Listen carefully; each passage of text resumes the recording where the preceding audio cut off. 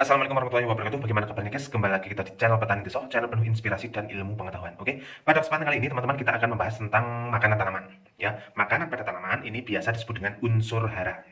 Nah, langsung saja, tidak usah bertele-tele, karena kalau kita sudah paham apa itu unsur hara dan fungsinya itu bagaimana, kita nanti akan mudah untuk memberikan makanan kepada tanaman sesuai dengan fase dan jenis tanaman itu sendiri. Oke, unsur hara teman-teman dibagi menjadi 4. Yang pertama, yaitu unsur hara makro.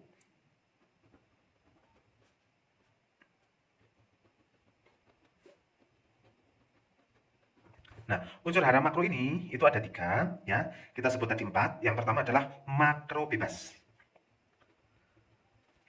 Makro bebas itu apa saja?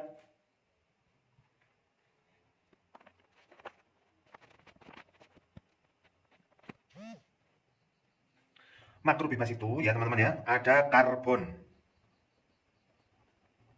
Atau biasa dengan unsur CO2 ya, karbon dioksida. Kemudian yang kedua ada oksigen atau O2. Atau yang ketiga yaitu air. Nah, air itu adalah H2O. Oke.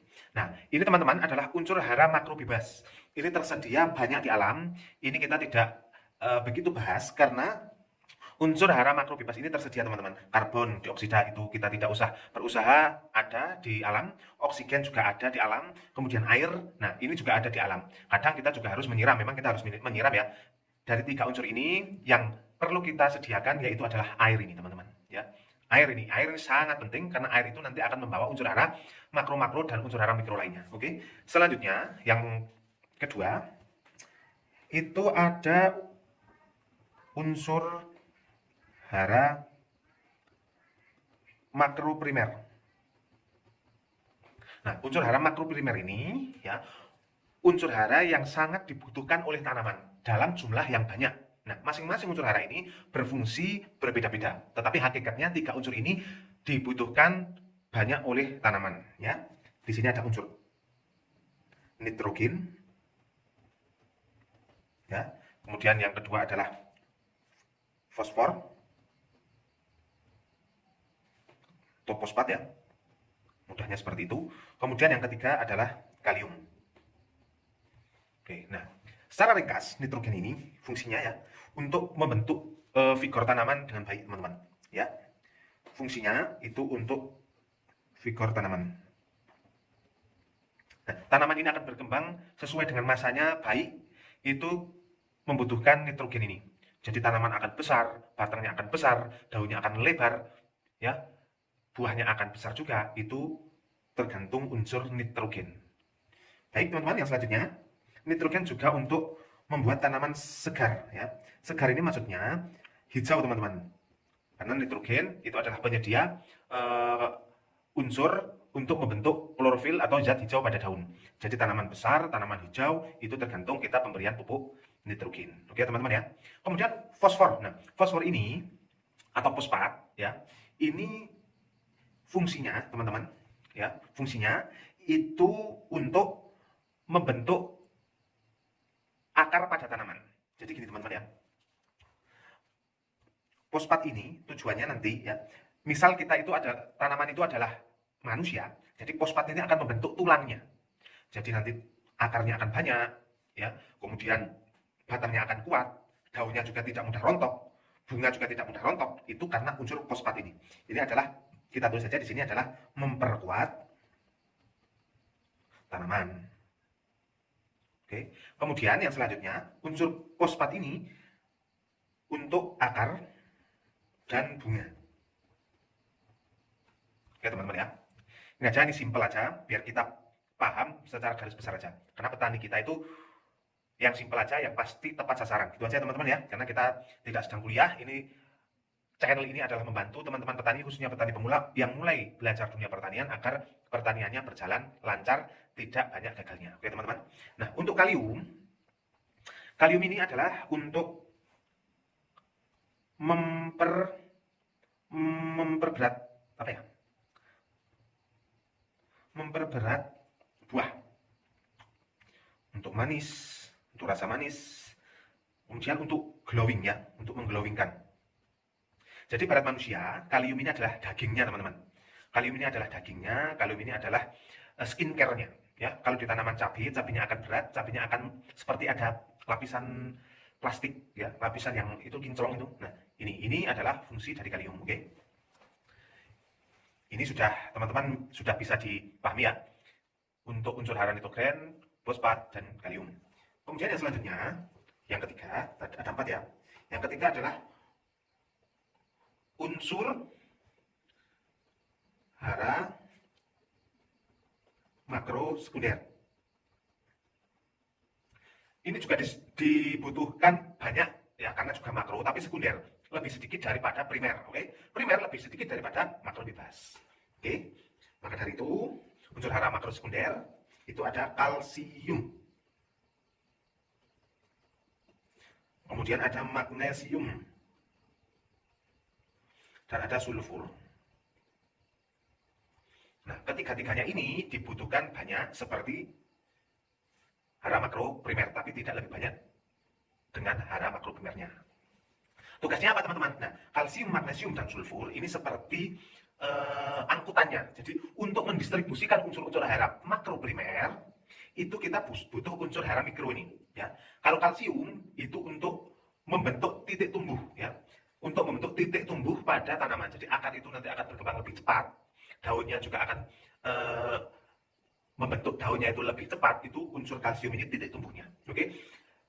3 unsur ini itu berperan bersamaan, tidak satu-satu, teman-teman ya, bersamaan, tinggal penggunaannya besar sedikitnya. Oke, nanti kita bahas. Selanjutnya yang keempat itu ada unsur hara mikro, teman-teman. Nah, ini dijumlahkan dalam jumlah yang sedikit. Unsur hara mikro ini apa saja? Ya, contohnya banyak sekali, teman-teman. Ada besi, ada tembaga, ada boron, dan lain-lain. Oke, teman-teman ya. Kiranya ini, teman-teman, makanan tanaman itu ada 4 ya. Ada makro bebas, makro primer, makro sekunder, dan unsur hara mikro. Ini makanan pada tanaman. Nah, penggunaannya seperti apa? Ya. Oke, teman-teman, di sini kita sudah membuatkan gambar.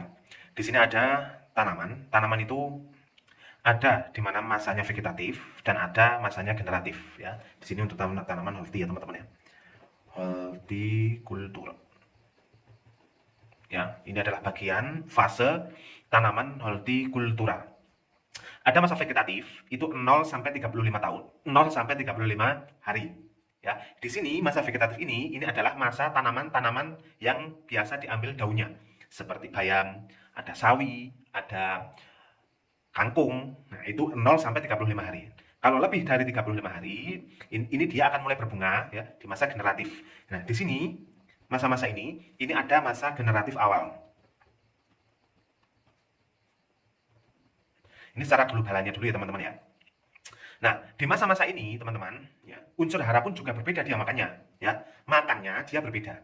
Di masa vegetatif, di sini ya, unsur yang paling banyak dia gunakan, dia makan, yaitu unsur nitrogen, ya, biasa kita singkat N, dan fosfat, ya, N dan P.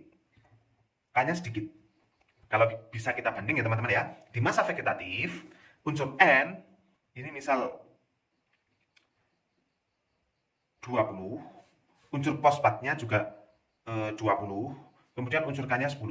Ini, teman-teman. Ya, ini mudahnya saja. Kemudian pada masa generatif, ya, pupuk P dan K itu mendominasi, teman-teman. Jadi ada N, ada P, ada K.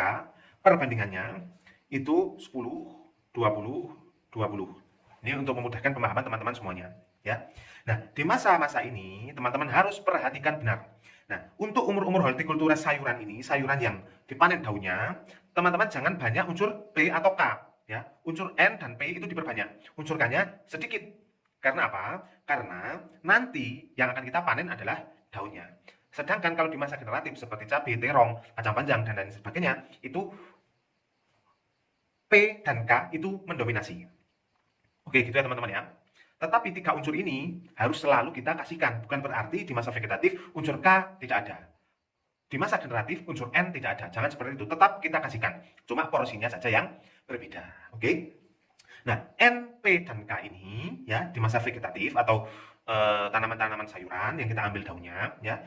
Unsur N dan P itu kan banyak. Nah, unsur K itu kita kasihkan di akhir-akhir seminggu atau 10 hari sebelum tanaman itu kita petik. Karena unsur K itu tadi untuk bobotnya biar banyak, seperti yang kita jelaskan di video awal, bobotnya biar berat, ya, daunnya biar glowing, itu unsur K ini teman-teman ya, diperbanyak.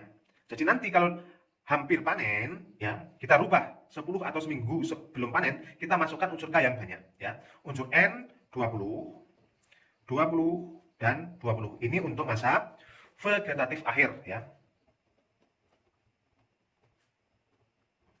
Gitu ya teman-teman ya. Nah, untuk generatif awal, ya, untuk peralihan, teman-teman unsur P itu tinggi teman-teman. Unsur P itu tinggi. Ya. Kenapa unsur P tinggi? Karena seperti yang telah kita jelaskan di awal tadi, unsur P itu adalah pembentuk buah dan pembentuk bunga dan buahnya biar tidak rontok. Maka unsur P ini ditinggikan ya teman-teman ya.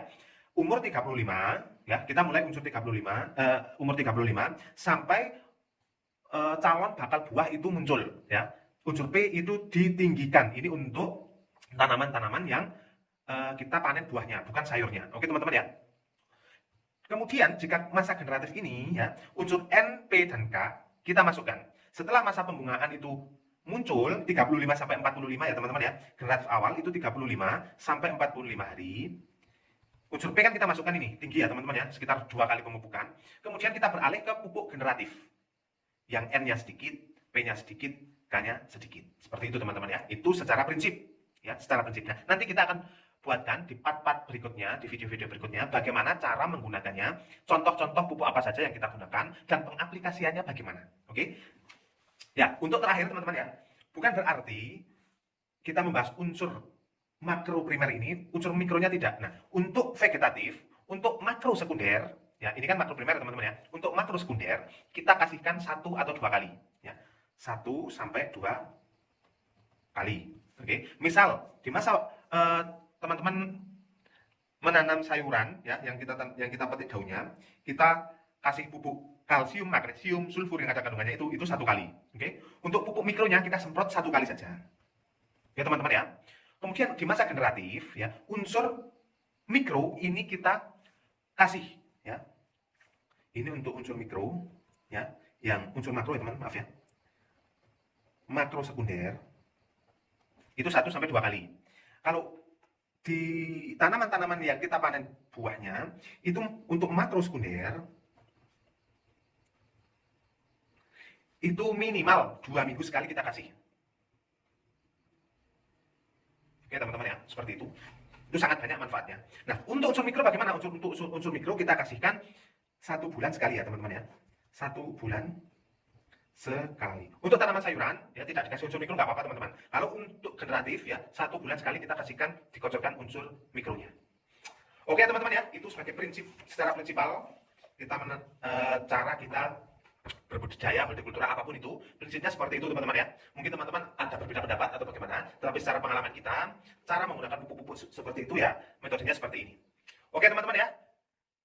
Demikian, semoga bermanfaat. Kita akan lanjut ke bagian pemupukan dan cara pengaplikasiannya di video selanjutnya. Oke ya, jangan lupa like, komen, dan subscribe. Kita akhiri. Assalamualaikum warahmatullahi wabarakatuh.